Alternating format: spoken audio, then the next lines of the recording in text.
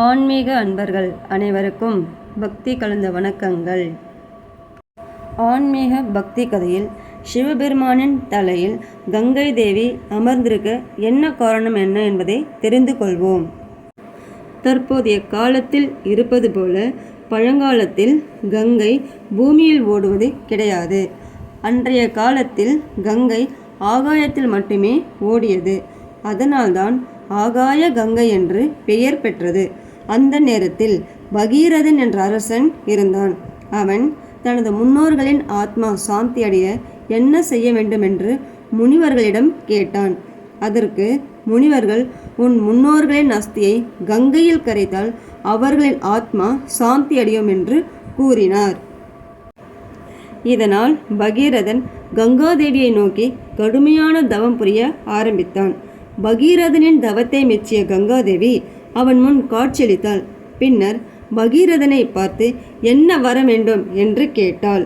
அவனோ, தாங்கள் வானத்தில் ஓடாமல் பூமியில் ஓட வேண்டும் தாயே, அப்போதுதான் எனது முன்னோர்களின் அஸ்தியை நான் கரைத்து அவர்களின் ஆத்மாவை சாந்தி அடைய முடியும் என்று கூறினான்.